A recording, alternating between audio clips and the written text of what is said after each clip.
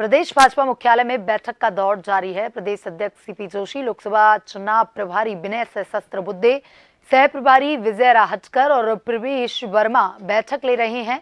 सबसे पहले टोंक सवाईमाधोपुर लोकसभा को लेकर के मंथन हो रहा है। इसके बाद नागौर लोकसभा चुनाव परिणामों पर चर्चा होगी।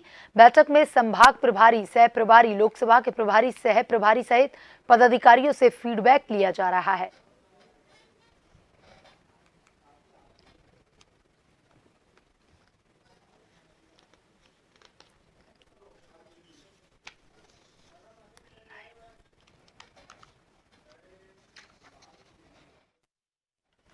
और इसी खबर पर ज्यादा जानकारी के साथ हमारे संवाददाता अनिल सेन हमसे लाइव जुड़ चुके हैं। अनिल, बीजेपी की बैठक चल रही है। एक महत्वपूर्ण मुद्दा यह है कि लोकसभा चुनावों में जहां पर बीजेपी ने 25 सीटें जीतने का दावा किया, लेकिन महज 14 सीटें ही उनकी दामन में आ पाई और 11 सीटें वो राजस्थान में हार गए। और इसी को लेकर के जो है मंथन किया जा रहा है कि जो हारी हुई सीट है, आखिर क्या ऐसा वो रहा जो वो सीटें बीजेपी के हाथ नहीं लगी।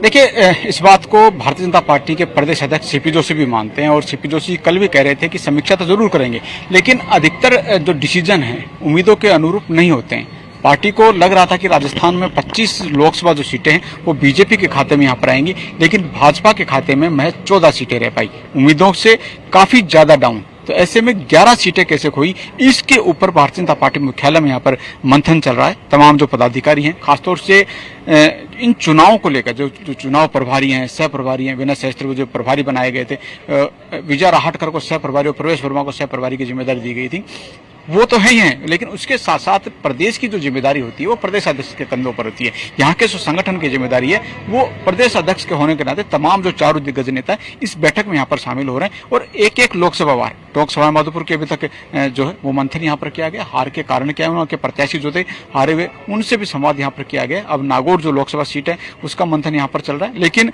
सबसे बड़ी बात अभी भी आने जो कार्यकर्ता है उनके आने और जाने का दौर यहाँ पर चालू है। मेरे सहयोगी मनमोहन को मैं बताऊंगा कि अभी जो कार्यकर्ता है कुछ लोग फीडबैक देकर आए, क्योंकि एक लोकसभा सीट जो है वो यहाँ पर फीडबैक देने के बाद में यहाँ पर पहुंची है और उसके बाद में अब नागौर लोकसभा जो है उसका मंथन यहाँ पर चल रहा है। कुछ कार्यकर्ता यहाँ पर फिलहाल अपनी बारी का इंतजार यहाँ पर करते हुए देखे जा सकते हैं कि उनका जब नंबर आएगा तब वो फीडबैक देकर आएंगे। सबसे बड़ी खास बात कि इस मंथन के अंदर, समीक्षा के अंदर भारतीय जनता पार्टी जो है वो एक लोकसभा सीट के ऊपर वहां के जो संभाग प्रभारी हैं, लोकसभा के प्रभारी हैं, प्रभारी के साथ में सह प्रभारी हैं, जिलाध्यक्ष हैं और जिला के ऊपर जो प्रभारी लगाए गए वो यहाँ पर हैं और उनके साथ साथ जिन तमाम जो पदाधिकारियों को जिम्मेदारी दी गई थी, लगभग 1 दर्जन के करीब एक लोकसभा सीट से जो पदाधिकारी जिम्मेदार हैं उनसे संवाद यहाँ पर किया जा रहा है। एक रिपोर्ट इस तमाम फीडबैक के आधार पर यहाँ पर बनाई जाएगी और इस फीडबैक से यह तय किया जाएगा कि आखिरकार 11 सीटों पर हार का मंथन क्या रहा, सार क्या रहा और उसके बाद में अब पार्टी दुरुस्त होकर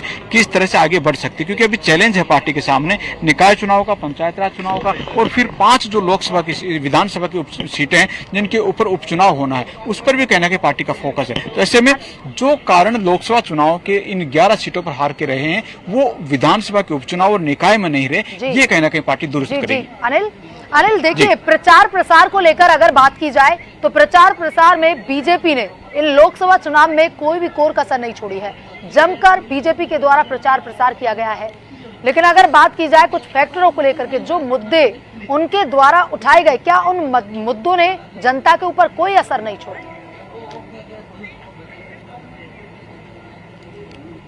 देखिए, ऑल ओवर अगर पूरे देश के लोकसभा चुनाव को देखा जाए 240 सीटों पर भारतीय जनता पार्टी आई, उम्मीद थी और एनडीए 400 प्लस वहां पर जाएगी और ये उम्मीद की जा रही थी कि लगभग 350 के आसपास भारतीय जनता पार्टी जो है वहां पर सीटें लेकर आएगी। फैक्टर जो रहे हैं पूरे देश में कहीं ना कहीं तमाम फैक्टर का असर रहा है। राजस्थान में क्या इन तमाम फैक्टर के असर रहे हैं, राजस्थान में क्या कारण रहे हैं, इनके ऊपर बीजेपी मुख्यालय में मंथन चल रहा है। इसमें जातिगत फैक्टर, क्या चुनाव के अंदर जो भारतीय जनता पार्टी मुद्दे लेकर गई क्या असर नहीं कर पाए, विपक्ष जो मुद्दे लेकर आया 400 प्लस को कहा गया कि संविधान बदलने की कोशिश यहाँ पर की जा रही है, क्या वो मुद्दा तो कहीं ना कहीं ऐसा तो नहीं है कि सत्ता पक्ष के ऊपर हावी हो गया हो और केंद्र के जो विजन रहे हैं, केंद्र की जो योजनाएं हैं क्या जनता के बीच में नहीं जा पाई, पाई। और अब राजस्थान में जबकि बीजेपी की सरकार है और ऐसे में यहाँ पर जो उम्मीद की गई थी भारतीय जनता पार्टी की ओर से कि अच्छी बहुमत के साथ में, ये तो कहा जा रहा था कि 25 सीटों की हैट्रिक एक बार फिर से लगेगी, लेकिन फिर भी जो कंटेस्ट लग रहा था, जो फाइट राजस्थान के अंदर बीजेपी और कांग्रेस के बीच में लग रही थी, उससे लग रहा था कि 3 से 4 सीटों पर ज्यादा कंटेस्ट है। लेकिन जो आंकड़ा, जो ग्राफ यहाँ पर लीड देता हुआ दिखाई दिया, 11 सीटों के ऊपर बीजेपी को यहाँ पर हार मिली। यही वजह है कि पार्टी को मंथन के मोड में यहाँ पर आना पड़ा है, समीक्षा के मोड में आना पड़ा है और इस समीक्षा के बाद में एक रोड मैप जरूर तय होगा। हालांकि नैतिक जिम्मेदारी अगर खासतौर से देखा जाए तो पार्टी के सिरमौर जो नेता होते हैं उनकी होती है, संगठन के प्रदेश अध्यक्ष हो या फिर जिस स्टेट के अंदर सरकार होती है, मुख्यमंत्री की जिम्मेदारी वहां पर होती है। लेकिन अगर संगठन को दुरुस्त करना हो तो संगठन के जो मुखिया हैं उसकी जिम्मेदारी होती है कि जो कमी खामी है उसको वहां पर दुरुस्त किया जा सके। तो यहां से एक सार निकलेगा, कमी निकलेगी और इस रिपोर्ट को दिल्ली भी भेजा जाएगा। जी अनिल, तमाम जानकारी के लिए धन्यवाद।